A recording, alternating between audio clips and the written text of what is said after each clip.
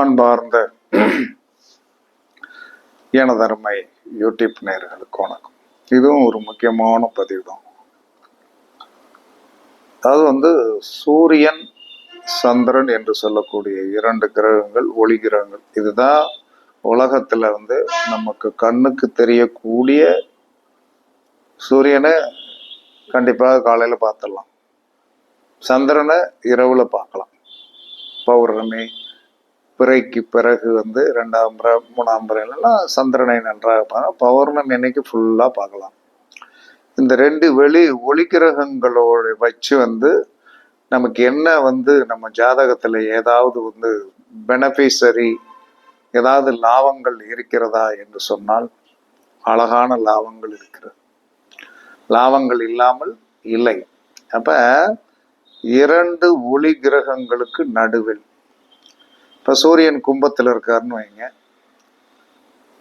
சந்திரன் என்ன சொல்லலாம்னா மேசத்துல இருக்காரு. இதற்கு நடுவுல என்ன சொல்லலாம்னா மீனம் என்று ஒரு வீடு இருக்குது இல்லையா, அந்த வீட்டுல அந்த கிரகம் இருக்கிறதோ அது ஒரு நல்ல அவங்களுடைய ஜாதகத்தோடைய வலிமைக்கு தக்கன பிரபலம் ஆயிரும். சூரியன் சந்திரன் இதற்கு நடுவில் சூரியன் ஒரு கட்டத்தில் இருக்காரு, அதுக்கு அடுத்த கட்டத்தில் இன்னொரு கிரகம் இருக்கு, அதுக்கு அடுத்த கட்டத்துல சந்திரன் இருக்கு. இப்படி இருந்தால் இந்த இடையில் இருக்கின்ற கிரகம் பிரபலமாக்கி விட்டு, இரண்டு ஒளி கிரகங்களுக்கு நடுவே ஒரு கிரகம் இருப்பது யோகத்தை கொடுக்கும். அந்த கிரகத்தால் உங்களுக்கு ஒரு பெரிய நன்மை கிடைக்கும். இதெல்லாம் நீங்க பரிச்சித்து பார்க்கணும். நம்ம ஜாதகத்துல ஏதாவது ஒரு நம்ம பிறப்பு நல்ல பிறப்பா என்பதை நீங்கள் பார்ப்பதற்கு இது ஒரு அற்புதமான விதி. அந்த கிரகத்தை நீங்கள் வலிமையாக பிடித்து கொண்டீர்கள். இரண்டு ஒளி கிரகங்களுக்கு நடுவில் என்ன சொல்லலாம்னா இருக்கின்ற கிரகத்தை நீங்கள் பிடித்து கொண்டீர்கள் என்று சொன்னால் கண்டிப்பாக அழகாக அந்த கிரகத்தால் நீங்கள் ஒரு பெரிய அற்புதமான பயன்பாடு கண்டிப்பாக அடைவீங்க. அதுல எந்த மாற்றமும் கண்டிப்பாக கிடையாது. அது இருக்கின்ற கிரகத்தை பொறுத்து அது என்ன சொல்லலாம்னா செவ்வாயா, புதனா, குருவா, சுக்கிரனா, சனியா, ராகுவா, கேதுவா அப்படிங்கிறத பொறுத்து அதோடைய தன்மைகள் உங்களுக்கு பெரிய யோகத்தை கொடுக்கும். ஒளி கிரகத்தால் ஏற்படக்கூடிய நன்மை இதுதான். இதை எல்லாரும் உங்களுடைய ஜாதகத்துல நீங்கள் பரிச்சித்து பாருங்க. பரிச்சித்து பார்த்தீங்கன்னா கண்டிப்பாக இது ஒரு அற்புதமான யோகம் யாருக்காவது இருக்கிறதா, இந்த அற்புதமான யோகம் யாருக்காவது இருக்கிறதா என்பதை தெரிந்து கொள்கள். இதனால் இந்த கிரகத்தால் பொருளாதார மேன்மை, சமூக அந்தஸ்து, அது ஏதாவது என்ன சொன்னான்னா ஒரு ஏன்னா ஒரு ஜாதகத்துல சூரியனும் சந்திரனுக்கு மட்டும்தான் ஒரு கட்டம். இப்ப செவ்வாய் என்று சொன்னால் 2 கட்டம், மேசமும் விருச்சிகமும். சுக்கிரன் என்று சொன்னால் ரிஷபமும் துலாமும் 2 கட்டம். புதன் என்று சொன்னால் மிதனம் கன்னி.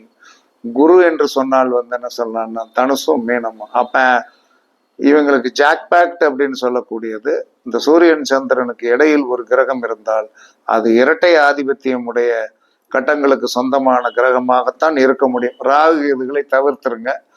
ஏன்னா ராகு கேதுகள் எந்த இடத்துல இருக்கிறாரோ அந்த வீட்டுக்கு மட்டும்தான். அப்ப இதனால் என்ன சொல்லலாம்னா பெரிய யோகத்தை அடைவார்கள். இந்த யோகத்தை அடைந்தவர்கள் நிறைய பேர் இருக்காங்க.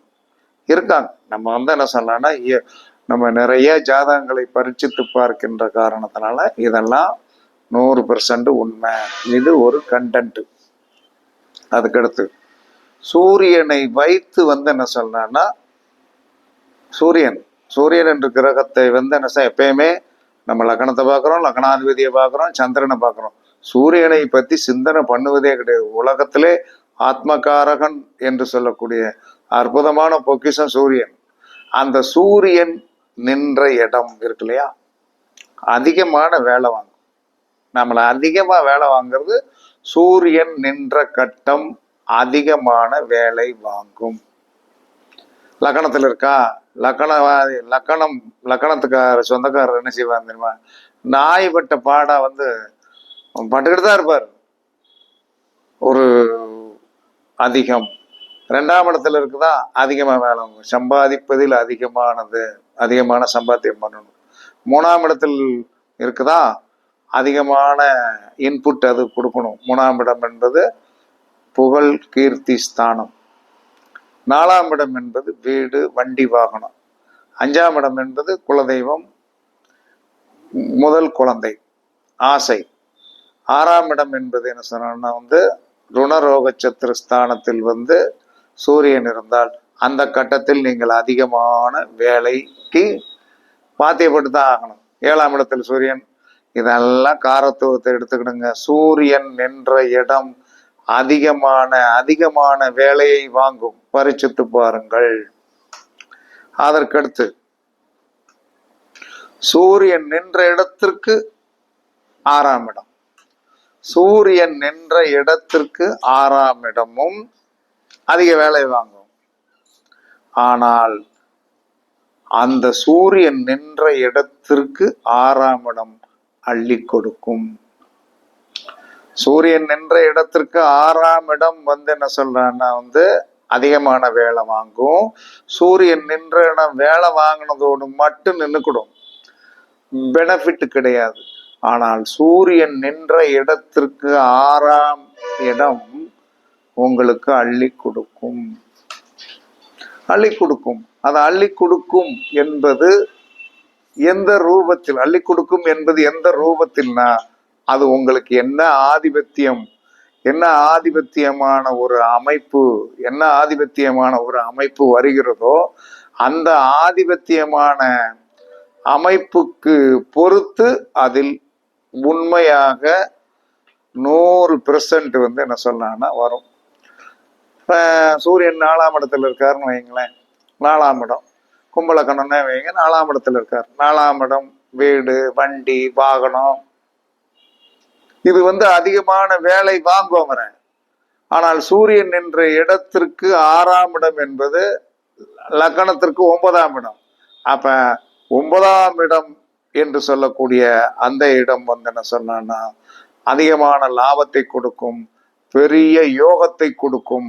அதிக லாபம், அதிக லாபம்னா ஒரு பெரிய யோகத்தை கொடுக்கக்கூடிய ஒரு அமைப்புக்கு அது போயிடும் அப்படின்னு சாஸ்திரம் சொல்லுகிறது, நான் சொல்லல. அதனால இதெல்லாம் என்ன சொன்னா ஜோதிடத்தில் என்ன சொன்னா அவரவர் ஜாதகத்தில் என்ன ஆதிபத்தியங்கள் இருக்கிறது. சூரியனும் சந்திரனுக்கு இடையில கிரகங்கிறது இருந்தா என்ன, அதற்கு அடுத்து அடுத்த பாயிண்ட். இப்ப சூரியன் சந்திரனுக்கு இடையில கிரகம் இருந்தா சொல்லியாச்சு. சூரியன் நின்ற இடத்திற்கும் சூரியன் நின்ற இடத்துக்கு 6ஆம் இடம் என்ன செய்யும் சொல்லியாச்சு. இன்னொரு கிரகம் இருக்கு, குருவுக்கும் சுக்கிரனுக்கு இடையில ஒரு கிரகம் இருந்தால் அவர்கள் பிரபலமான நபர்களாக இருப்பார். குரு ஒரு கட்டம், குருவுக்கு அடுத்து வேற ஒரு கிரகம் இருக்குது. அந்த கிரகத்துக்கு அடுத்து சுக்கிரன் இருந்தார்னா ஒரு பக்கம் தேவகுரு, இன்னொரு பக்கம் அசுரகுரு, இவர்களுக்கு நடுவுல ஒரு கிரகம் இருந்துருச்சுன்னு வைங்க, அந்த கிரகத்தாலும் பெரிய யோகத்தை இவர்கள் என்ன சொன்னா அடைவதற்குண்டான வாய்ப்புகள் கண்டிப்பாக உண்டு. அதனால என்ன சொன்னா நம்மளுடைய ஜாதகம் யோகம் இல்லையே, நாம் யோகம் இல்லாமல் இருக்கிறோமே, நாம் என்ன பிறந்து என்ன செய்ய அப்படிங்கிறதை நீங்கள் வருத்தப்படாதீர்கள். அப்படியே தெளிவா பார்த்தீங்கன்னு வைங்க, தெளிவாக ஜோதிடத்துல ஏதாவது நமக்கு பிரயோஜனம் இருக்கான்னா பிரயோஜனம் இருக்கத்தான் செய்யும், பிரயோஜனம் இல்லாமல். ஆனால் அந்த பிரயோஜனத்தை நாம் அடைவதற்கு கொஞ்சம் என்ன சொல்லலாம்னா பார்த்து தெரிந்து கொண்டோம் என்று சொன்னால் கண்டிப்பாக என்ன சொல்லலாம்னா நீங்களும் ஒரு ஏதோ என்ன சொன்னா நல்ல நிலைக்கு வருவதற்கு ஏதாவது ஒரு கிரகமாவது உங்களுக்கு என்ன சொன்னா வழிமுறையை காட்டும் என்று சாஸ்திரம் சொல்லுகிறது. யாரும் முதலில் பயப்பட வேண்டாம், யாரும் பயப்பட வேண்டிய அவசியமே கிடையாது. சில கர்மாக்களை சரி பண்ண முடியாது என்றாலும் எங்கோ என்ன சொல்றான்னா இறைவன் ஒரு பக்கம் அடைச்சான்னா இன்னொரு பக்கம் திறந்து விடுவார் அப்படிங்கிற நம்பிக்கை வேணும். அதனால் சூரியனும் சந்திரனுக்கு இடையில் ஒரு கிரகம் இருந்தால் அவன் பிரபலமாவான். இரண்டும் ஒளி கிரகம். அதுக்கடுத்து குருவுக்கும் சுக்கிரனுக்கும் நடுவில் ஒரு கிரகம் இருக்க வெளி உலக யோகம் உண்டு. குருவுக்கும் சுக்கிரனுக்கும் நடுவில் ஒரு கிரகம் இருந்தால் வெளி உலக யோகம் உண்டு. அதற்கடுத்து சூரியன் ஒரு ஜாதக கட்டத்தில் எங்கே இருக்கிறானோ அந்த இடத்தில் அதிகமான வேலையை வாங்கப்படுவீர்கள். சூரியன் நின்ற இடத்திற்கு 6ஆம் இடம் அதிக வேலை வாங்கினாலும் அந்த சூரியனுக்கு 6ஆம் இடம் அதிக வருமானம், அதிக லாபத்தை கொடுத்து உங்களை பயங்கரமான மேன்மைக்கு கொண்டு போகும் என்று சாஸ்திரம் சொல்கிறது. இதை உண்மையா என்பதை என்னை பொறுத்தவில் நான் ஆராய்ச்சி செய்ததில் உண்மை. நீங்களும் அதை பரீட்சித்து பார்த்து அதில் கண்டிப்பாக வெற்றி உண்டு என்பது சாஸ்திர விதி. பரீட்சித்து பாருங்கள், வெற்றி பெறுங்கள் என்று கூறி உங்களிடமிருந்து விடைபெறுவது சிப்பிப்பாறை ஜோதிடர் சாதி ராகவன் ஜெயபாலாஜி. சுகமே சொல்க, சுகமே சொல்க. வாழ்க வளமுடன், வாழ்க வளமுடன். வணக்கம், வணக்கம், வணக்கம்.